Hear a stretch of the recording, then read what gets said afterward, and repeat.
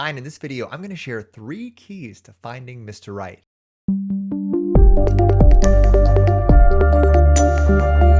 Hi there, Matt Shaffer, your empowerment, connection, and relationship coach here. I'm a former attorney who's committed his life to supporting women like you in creating the sort of fun, fulfilling, dynamic connections and relationships with men that you are so profoundly worthy of.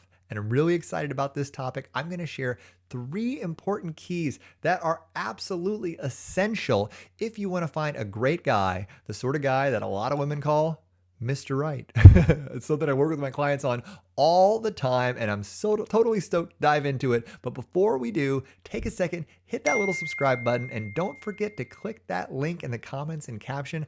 I have created some great training that is going to make a huge difference in your connections with men.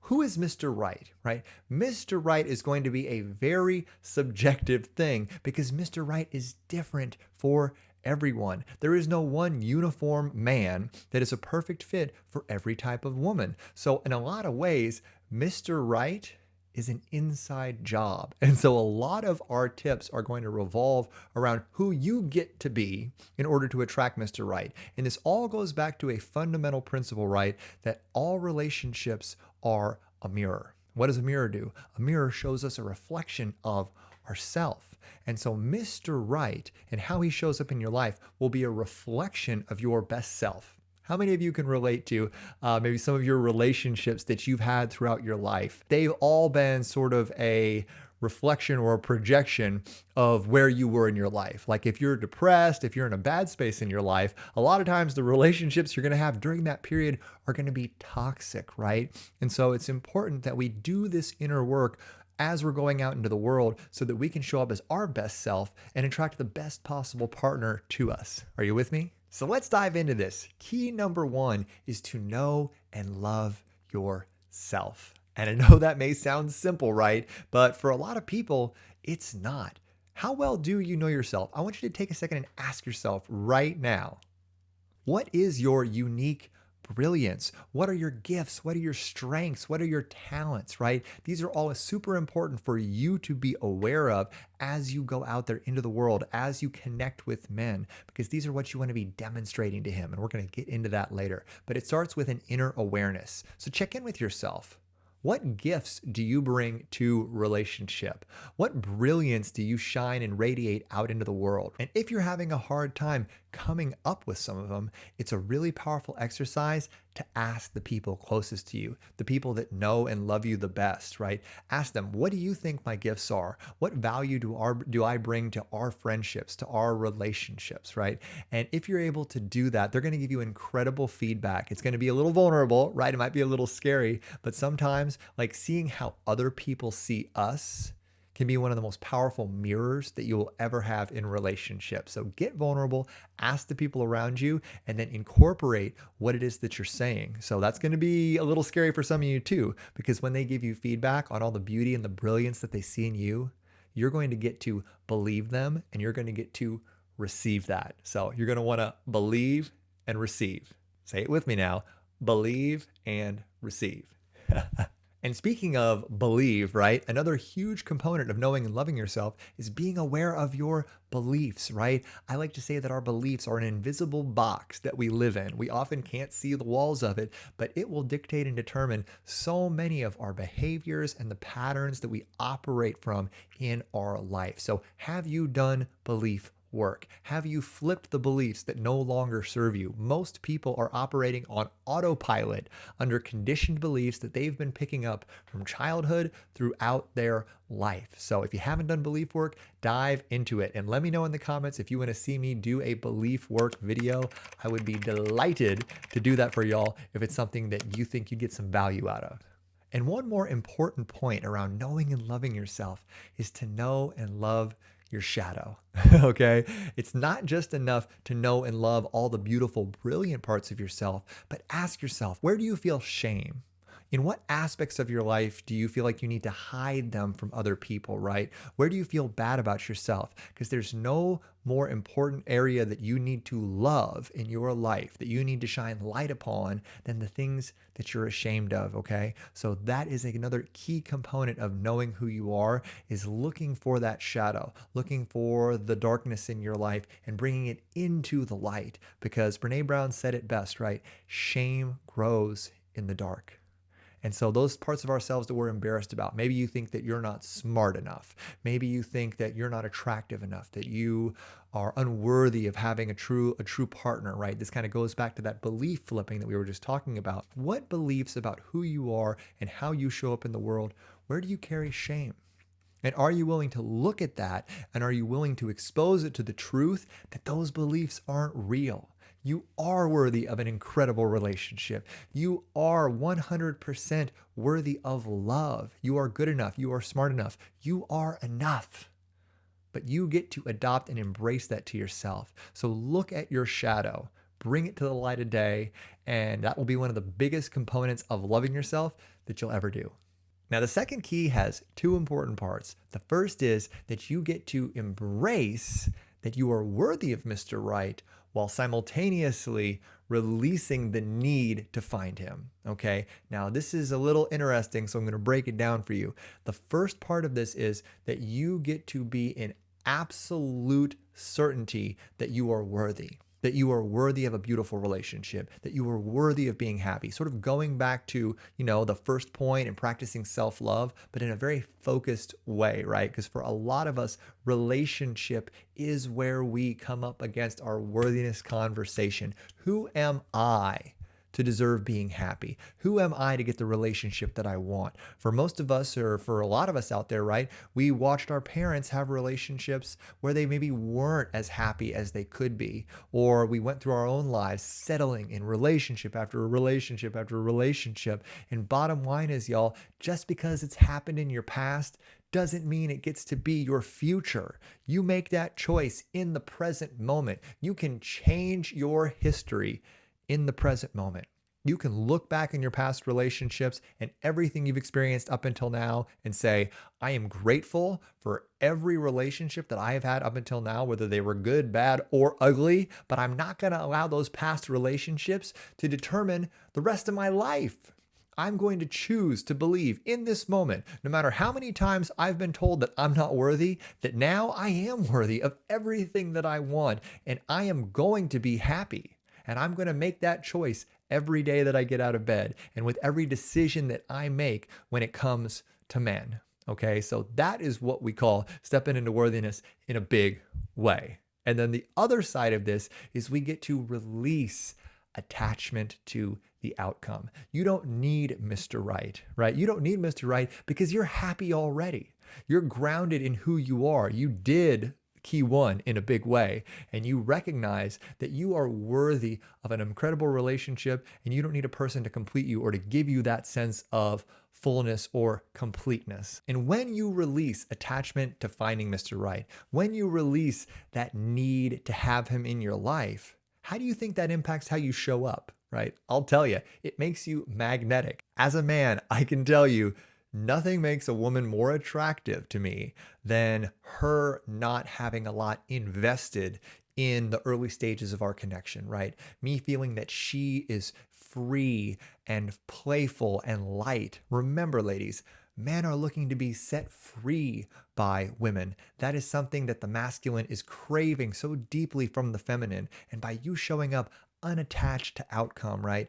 Unattached to the way things are going and just allowing yourself to be in experiential joy with us, it's going to be incredibly attractive, incredibly magnetic, and it's going to draw us towards you. So if you want to call Mr. Right in, truly believe in every fiber of your being that you are worthy of him and the experience of being in relationship with him, but then don't get attached to how he shows up when he shows up. Release outcome dependence, release your timeline, right? An important point here is timing is none of your business. That's super, super, super important for you to recognize that, the timing of when he's going to show up is going to be directly connected to where you're at within yourself. So that's why we keep doing inner work while we're out there in the world connecting with men. And speaking of being out in the world, that's what key number 3 is all about. So the third key to finding Mr. Right is that you get to be in full, unapologetic ownership of all of this out in the world.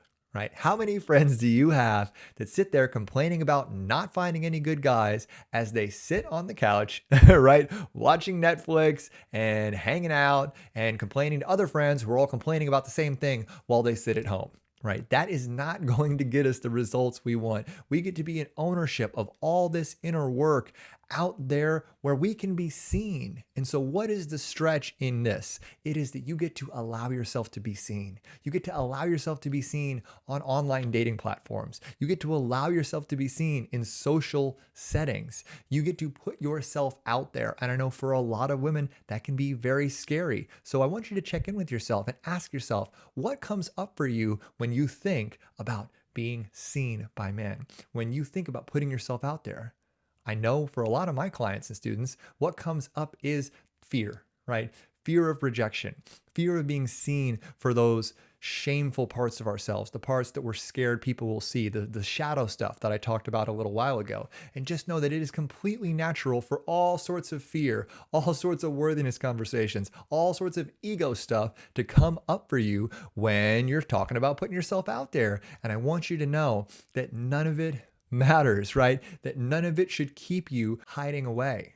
Because if you are in full recognition and acknowledgement that you are worthy of a loving, passionate, vibrant relationship with an incredible partner, then that means that you get to own your voice. If all relationships are a mirror, you get to stand in your power unapologetically in front of men so that they can witness that and they can feel that and they can experience that, and then they can be drawn to you from that. And you can create that in an online dating profile. You can create that standing at a bar with your friends by the way that you show up, by the pictures that you choose, by the words that you choose when you're writing your profile. There are so many different ways to do it. And I want to invite you to step in and ask yourself, what would that version of me say, right? How would she show up in pictures, right? Pick those pictures where you are fully in your power, where you are on the top of a mountain, where you are in incredible experiential situations with friends and with family.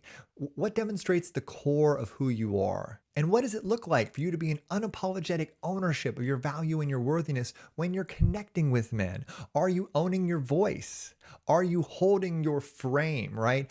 Are you actually like disagreeing with him in a playful way if you two have a difference in opinion on something? Know who you are, know what you're into and what you're not into, and don't be afraid to hold your frame with a man, because that demonstrates high value to him. That's going to help him see the truth of who you are, and it's going to draw him to you and make him want to honor and get to know you better. Men love a little challenge. Men love a woman who doesn't just collapse their frame into his. And I'm going to link to my Hold Your Frame video down in the description below if you're curious about more about that concept. So I know I've shared 3 powerful keys to finding Mr. Right, but you know what? I'm feeling generous. I want to give you a 4th one, and this is probably the most important one yet. And that is that I want you to think of Mr. Right not so much as a character with a certain hair and a certain, physique and everything else. I want you to think of Mr. Right as an experience. I want you to think about Mr. Right as the magic that you feel when you're with him, right? Keep his physical parameters sort of open and flexible, right? You can draw upon lots of different people and sort of putting that together. But what's more important than what he looks like is how he makes you feel. So I want you to draw upon all of your past relationships, all the beautiful moments that you've had with previous partners, and use them to help sort of compile an experiential understanding of what being with Mr. Right looks and feels like, right? Because it's that feeling, it's that experience that you really want to call upon and that you want to use when you're thinking about what that relationship's going to be. That's what's going to inspire you to get out there and do that work, to get out from under your old beliefs and allow yourself to be seen by men who truly want to celebrate and cherish you. So remember, ladies, those 4 keys to finding Mr. Right are: number 1, knowing and loving yourself first. Do that inner work, do that belief work.